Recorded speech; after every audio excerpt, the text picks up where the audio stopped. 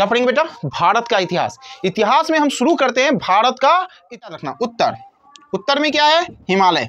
मेरे साथ बोलना है, उत्तर में क्या है? हिमालय। उत्तर में क्या है बेटा? हिमालय। उत्तर में क्या है? हिमालय। उत्तर में हिमालय से लेके दक्षिण, दक्षिण में क्या है? समुद्र। याद रखना, जो मैं पढ़ा रहा हूं पूर्ण रूप से बोलते जाना है। उत्तर में हिमालय से लेकर दक्षिण में समुद्र तक जो ये एक उपमहाद्वीप फैला हुआ है, उस उपमहाद्वीप को हम भारतवर्ष कहते हैं। बेटा क्या कहते हैं? आज का क्लास काफी महत्वपूर्ण होने वाला है, क्योंकि मैं आज एक ऐसे टॉपिक को पढ़ाने वाला हूं जिससे आपकी नौकरी पक्की। बेटा सबके पास ल्यूसेंट बुक होता है, और लेकिन ल्यूसेंट को पूरा खत्म कोई नहीं करता है। बहुत सारे टीचर कहते हैं ल्यूसेंट पढ़ने से क्या होता है। मैं कहता हूं ल्यूसेंट पढ़ने से सब कुछ होता है। ल्यूसेंट एक ऐसा बुक है, अगर आप उसको पूरे सही ढंग से उसको पढ़ लिए तो आपको यूपीएससी का प्रीलिम्स निकलवा सकता है। अगर ल्यूसेंट पूरा पढ़ लिए तो बीपीएससी का प्रीलिम्स निकलवा सकता है। यदि ल्यूसेंट पूरा पढ़ लिए तो बिहार का कोई भी एग्जाम आप आसानी से निकाल सकते हो। ल्यूसेंट एक ऐसी किताब है जिसमें सभी चीज है, लेकिन लोग कहते हैं ल्यूसेंट पढ़ने से क्या होता है, और बहुत सारे बच्चे उस पतली सी बुक जो एक ल्यूसेंट का है वो कभी पढ़ ही नहीं पाते हैं। बाद में कहते हैं ल्यूसेंट पढ़ने से क्या होता है। बेटा मैं कहता हूँ ल्यूसेंट पढ़ लो, तुम्हारा हर एक एग्जाम निकलने लगेगा। नहीं निकलेगा तो मुझे कहना, मैं पढ़ाना छोड़ दूंगा। तो आज जो मैं टॉपिक पर डिस्कस करने वाला हूँ वह है ल्यूसेंट। बेटा मैं आपको पूरा ल्यूसेंट पढ़ाऊंगा।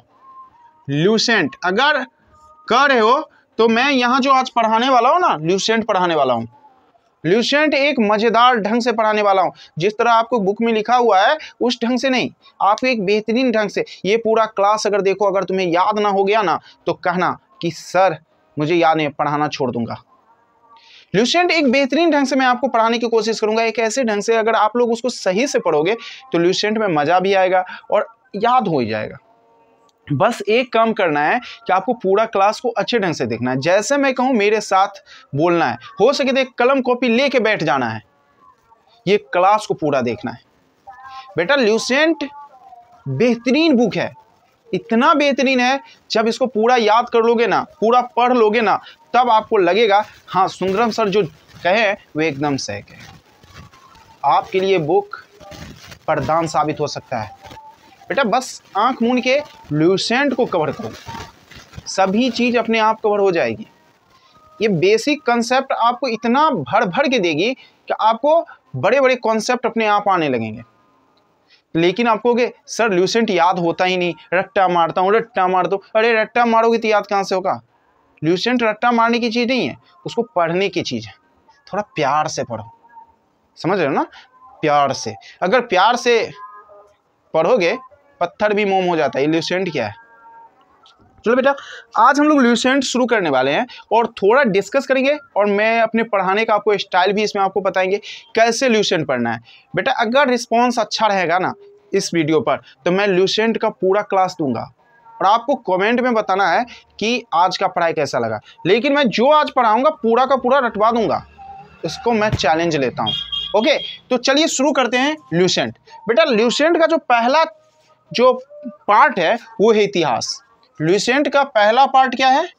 इतिहास। तो बेटा हम यहां शुरू करने वाले हैं इतिहास से।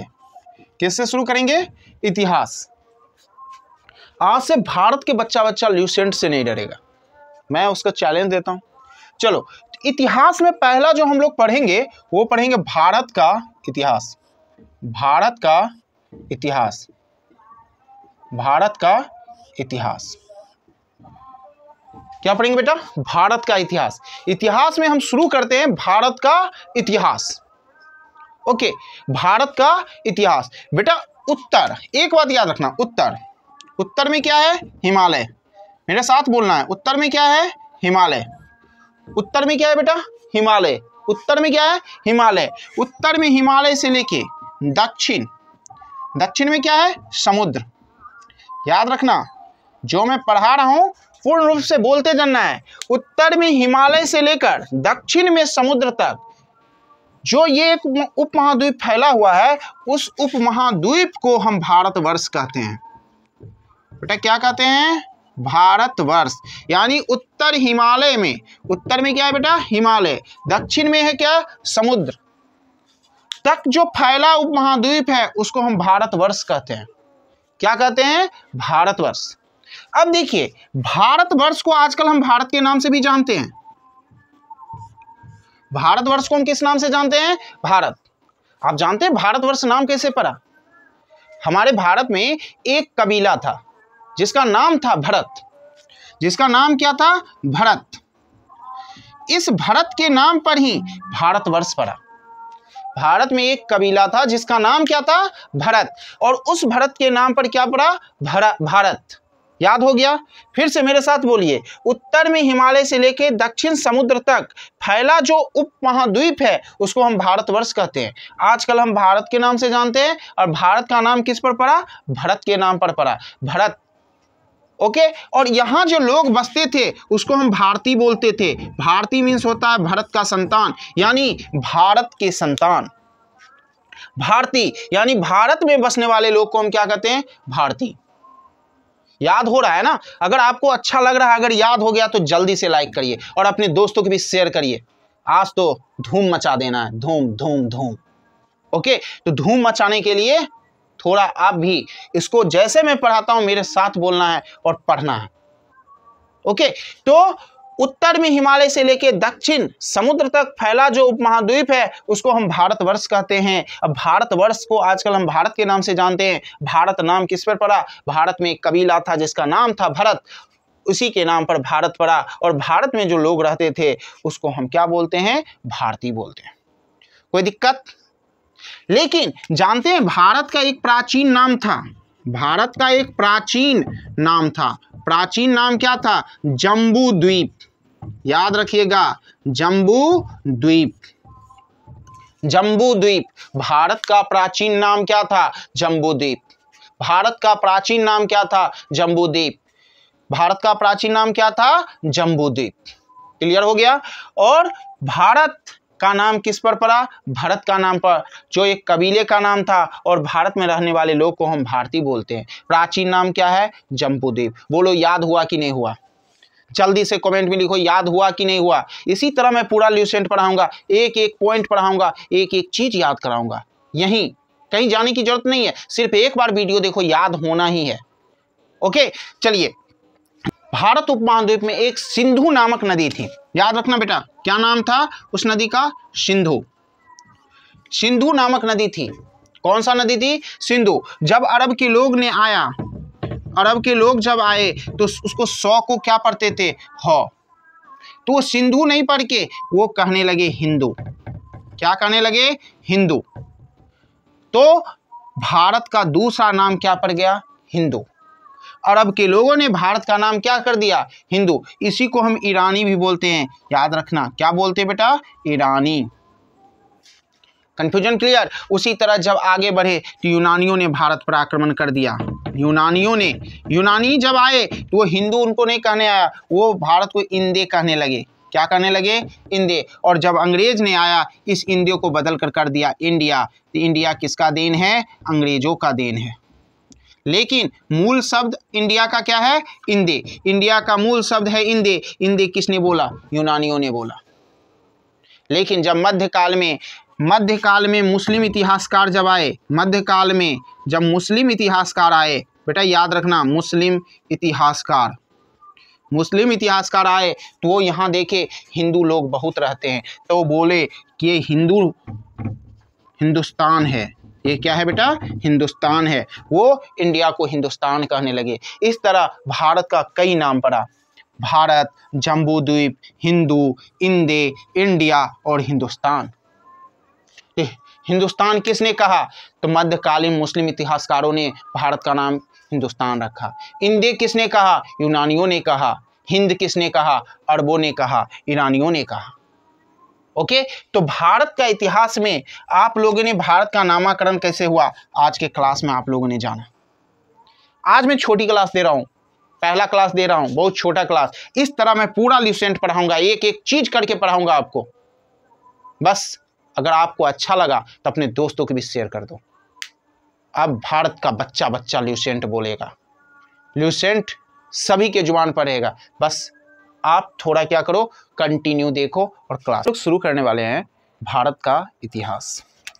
भारत का इतिहास, भारत का इतिहास,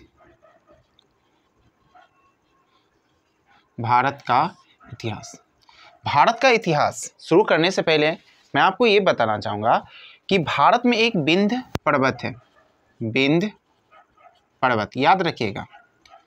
भारत में एक क्या है, विंध्याचल पर्वत, जिसको हम विंध्य पर्वत कहते हैं। ये जो विंध्य पर्वत है भारत को दो भागों में बांटता है, एक उत्तर और दूसरा दक्षिण। याद रखना है, भारत को विंध्य पर्वत कितने भागों में बांटते हैं, एक उत्तर की तरफ और दूसरा दक्षिण की तरफ। ओके, भारत में जो उत्तर भारत है उसका जो भाषा है वो भाषा का नाम है इंडो यूरोपियन भाषा, इंडो यूरोपियन भाषा। ये याद रखना है डियर फ्रेंड्स।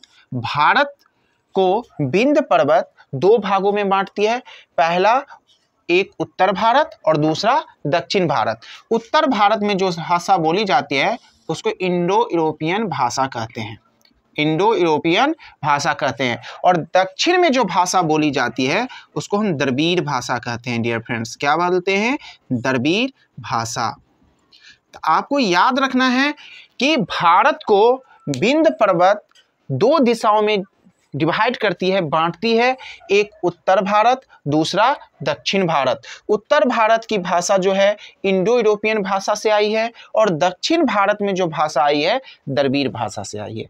आई होप आपको यहाँ तक समझ में आया गया होगा, यानी कौन से उत्तर भारत में कौन सी भाषा बोली जाती है और दक्षिण भारत में कौन सी भाषा बोली जाती है, आपको समझ में आ गया है। और भारत को एक विंध्य पर्वत है जो दो भागों में बांटती है, एक भाग उत्तर कहलाता है, दूसरा भाग दक्षिण कहलाता है, यानी उत्तर भारत और दक्षिण भारत। याद हो गया। अब चलिए हम लोग नेक्स्ट टॉपिक पर चलते हैं, जो इतिहास का विभाजन। अब हम लोग देखने वाले हैं इतिहास का विभाजन, इतिहास का विभाजन, इतिहास का विभाजन। इतिहास के विभाजन में आपको याद रखना है, इतिहास का विभाजन का जो पहला श्रेय दिया गया है उसको, उसका जो नाम है क्रिस्टोफ सेलियरस। उनका नाम है क्रिस्टोफ सेलियरस, सेलियरस। आपको याद रखना है कि इतिहास का जो विभाजन हुआ और इतिहास के विभाजन में प्रथम व्यक्ति जो जिनका योगदान था उनका नाम है क्रिस्टोफ सेलियरस। ओके, क्रिस्टोफ सेलियरस की जो अवधि है वो ये माना जाता है 1638 से 1707। ये सभी एडी में है, ईस्वी में है। ये किस में है, ईस्वी में। यानी इतिहास का विभाजन का श्रेय क्रिस्टोफ सेलियरस को जाता है, जो 1638 से 1707 ईस्वी के बीच का पीरियड है उनका, ये ध्यान में रखना है आपको। यानी इनका डेट ऑफ बर्थ होगा 1638 और डेथ होगा 1707। ओके, ये लिखा हुआ है, इसी बीच में ये इनका विभाजन किया। ल्यूसेंट में ऐसा ही दिया हुआ है, तो आपको बस इतना याद रखना है। लेकिन हम इतिहास का जो विभाजन है वो दो प्रकार से हम लोग पढ़ेंगे। इतिहास का जो विभाजन जो हम लोग ल्यूसेंट में पढ़ने वाले हैं वो दो तरह से हम लोग पढ़ेंगे। पहला पढ़ेंगे भारतीय इतिहास का विभाजन, भारतीय इतिहास का विभाजन, भारतीय इतिहास का विभाजन। और दूसरा हम पढ़ेंगे world history, world history, world history. हम वैश्विक इतिहास को भी पढ़ेंगे और भारतीय इतिहास का विभाजन, भारतीय इतिहास को भी पढ़ेंगे।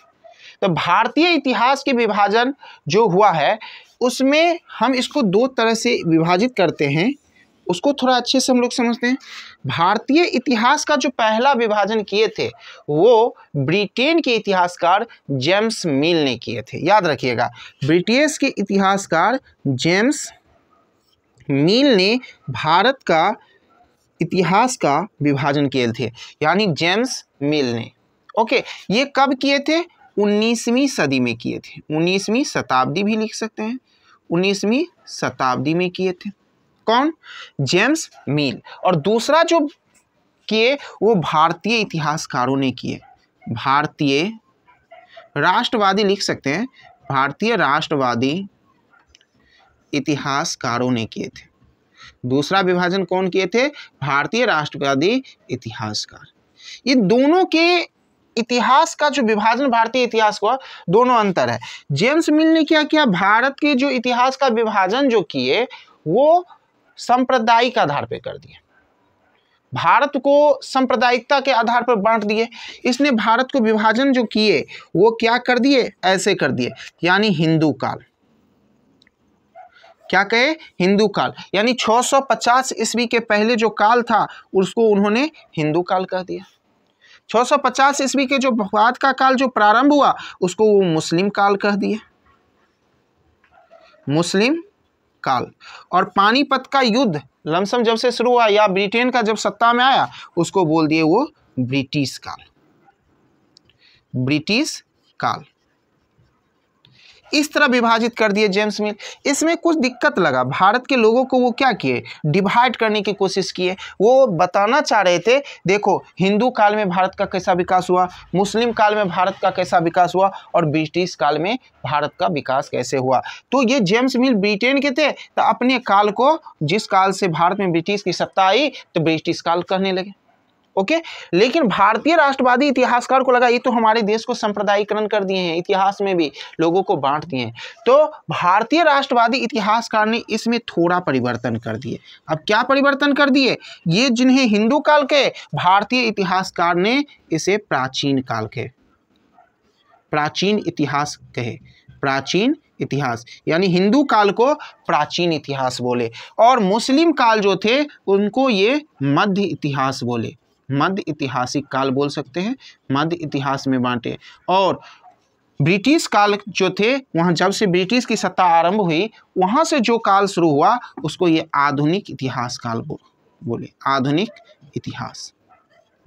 ये हमारे सांप्रदायिक, ये हमारे भारतीय राष्ट्रवादी इतिहासकारों ने इस तरह भारत का विभाजन किया। ओके, तो जेम्स मिल ने भारत को सांप्रदायिकता के आधार पर बांटा और भारतीय राष्ट्रवादी ने सांप्रदायिकता के आधार पर तो बांटे नहीं, लेकिन वही सब नाम थोड़ा चेंज कर दिए, प्राचीन इतिहास, मध्य इतिहास और आधुनिक इतिहास। अब जो हम लोग ल्यूसेंट में जो पहला चैप्टर हम लोग पढ़ना शुरू करेंगे वो है प्राचीन इतिहास। ओके, तो अब शुरू करते हैं हम लोग प्राचीन इतिहास। अब हम लोग शुरू करते हैं प्राचीन इतिहास, प्राचीन इतिहास। अब हम लोग शुरू करने वाले हैं प्राचीन इतिहास। प्राचीन इतिहास में आपका लेसन 1 है, लेसन 1। आज हम लोग लेसन 1 पर डिस्कस करेंगे, जो है भारतीय प्राचीन इतिहास का स्रोत, भारतीय प्राचीन इतिहास का स्रोत। यानी ल्यूसेंट का जो पहला टॉपिक है, पहला लेसन जो है, लेसन ये फर्स्ट है, फर्स्ट लेसन में हम लोग पढ़ेंगे भारतीय प्राचीन इतिहास का स्रोत। ओके, तो अब हम लोग समझने की कोशिश करते हैं भारतीय प्राचीन इतिहास का स्रोत हमें कहाँ से मिलती है। तो डियर फ्रेंड्स, इसका स्रोत हम समझने की कोशिश करते हैं, ये कहाँ से हमें मिलती है। तो आपको याद रखना है पहला जो स्रोत है वो है धर्म ग्रंथ। प्राचीन इतिहास के स्रोत में हमारा पहला स्रोत है धर्म ग्रंथ। याद रखना है, प्राचीन भारतीय इतिहास के स्रोत में हमें पहला जो स्रोत है वो है धर्म ग्रंथ। दूसरा जो स्रोत है वो है आपका ऐतिहासिक ग्रंथ, ऐतिहासिक ग्रंथ, ऐतिहासिक ग्रंथ। तीसरा जो स्रोत है वो है विदेशियों का विवरण, विदेशियों का विवरण, विदेशियों का विवरण। और लास्ट जो है चौथा स्रोत है आपका पुरातत्व संबंधी साक्ष्य, पुरातत्व संबंधी साक्ष्य। याद रखना, भारतीय प्राचीन इतिहास के स्रोत में पहला स्रोत है आपका धर्म ग्रंथ, दूसरा स्रोत है ऐतिहासिक ग्रंथ, तीसरा स्रोत है विदेशियों का विवरण और चौथा स्रोत है पुरातत्व संबंधी साक्ष्य। अब थोड़ा ये हम जानने की कोशिश करते हैं कि इन चारों में हम लोग को पढ़ना क्या पड़ेगा। तो धर्म ग्रंथ में आप लोग को याद रखना है कि धर्म ग्रंथ में हम लोग सबसे पहले पढ़ेंगे वेद। क्या पढ़ेंगे? वेद। धर्म ग्रंथ में हमें वेद पढ़ना पड़ेगा, जिसके अंतर्गत हम ऋग्वेद, यजुर्वेद, सामवेद, अथर्ववेद का डीपली चर्चा करेंगे। ओके। दूसरा जो इसमें आपको पढ़ना पड़ेगा वो है वेदांग। हम लोग वेदांग का भी चर्चा करेंगे, यानी धर्म ग्रंथ के अंतर्गत हम क्या पढ़ेंगे? वेदांग। ओके। तीसरा हमको इसमें पढ़ना पड़ेगा, तीसरा ग्रंथ जो हम लोग पढ़ेंगे वो है आपका उपनिषद। उपनिषद हम लोग क्या पढ़ेंगे? उपनिषद पढ़ेंगे। उपनिषद के बाद हम लोग पढ़ेंगे, उपनिषद के बाद हम लोग पढ़ेंगे पुराण। क्या पढ़ेंगे? पुराण। यानी पुराण का भी चर्चा हम लोग इसी में करेंगे। ओके। अब हम लोग जानने की कोशिश करते हैं ऐतिहासिक ग्रंथ में हम लोग क्या पढ़ेंगे। ओके। तो ऐतिहासिक ग्रंथ में जो हम लोग पढ़ने वाले हैं उसमें हम लोग पढ़ेंगे जातक। क्या पढ़ेंगे? जातक। उसके बाद हम लोग पढ़ेंगे आगम। ऐतिहासिक ग्रंथ में ही हम लोग चर्चा करेंगे आगम का। इसी के अंतर्गत हम लोग पढ़ेंगे अर्थशास्त्र, जो कौटिल्य के द्वारा लिखा गया है। अर्थशास्त्र का भी चर्चा ऐतिहासिक ग्रंथ के अंतर्गत करेंगे। इसके बाद इसमें ही चर्चा करेंगे चचनामा। चचनामा, चचनामा का भी अध्ययन हम करेंगे ऐतिहासिक ग्रंथ में ही। उसके बाद हम इसी में डिस्कस करेंगे राजतरंगिणी का। ये सभी ग्रंथ, जातक, आगम, अर्थशास्त्र, चचनामा, राजतरंगिणी और सारे ग्रंथ हैं जो हम लोग ऐतिहासिक ग्रंथ के अंतर्गत पढ़ेंगे डियर फ्रेंड्स। अब देखिए, विदेशियों का विवरण में हम लोग पढ़ेंगे यूनानियों। यूनानियों का विवरण, यूनानियों लेखक, यूनानियों लेखकों का विवरण, यूनानियों लेखकों का विवरण हम लोग पढ़ेंगे। दूसरा पढ़ेंगे अरबी लेखकों का विवरण। अरबी लेखकों का विवरण, अरबी लेखक के बारे में हम लोग पढ़ेंगे। तीसरा हम लोग पढ़ेंगे चीनी लेखक के बारे में पढ़ेंगे। चीनी लेखक के बारे में भी अध्ययन करेंगे। और चौथा जो हम लोग अध्ययन करेंगे अन्य लेखक। कुछ अन्य लेखक भी हैं जिसका हम चर्चा विदेशियों के विवरण में हम लोग करेंगे। ओके। पुरातत्व संबंधी साक्ष्य में इसमें हम मूल रूप से अध्ययन करेंगे अभिलेख का। याद रखिएगा डियर फ्रेंड्स, अभिलेख के बारे में जानेंगे। दूसरा इसमें जो हम पढ़ेंगे सिक्का पढ़ेंगे। यानी दो चीज का डिस्कस हम लोग करेंगे। किसमें? पुरातत्व संबंधी साक्ष्य में। यानी भारतीय प्राचीन इतिहास के स्रोत में हम लोग इन सभी बातों को एक एक करके चर्चा करेंगे। ओके। तो आज का क्लास मैं यहीं तक रहने देता हूँ। धीरे धीरे क्लास में बढ़ाते चलेंगे और ज़्यादा ड्यूरेशन बढ़ाएंगे, क्योंकि ये फर्स्ट क्लास है। तो नेक्स्ट क्लास में हम लोग धर्म ग्रंथ, यानी धर्म ग्रंथ में ये चारों ग्रंथ का डिस्कस करेंगे। वो क्लास काफ़ी लंबा हो जाएगा, क्योंकि उसमें वेद भी पढ़ेंगे, वेदांग भी पढ़ेंगे, उपनिषद और पुराण, ये सभी का चर्चा हम लोग नेक्स्ट क्लास में करेंगे। तो आप लोग को अगर अच्छा लगा तो अपने दोस्तों के बीच शेयर कर दीजिएगा। Okay, thank you.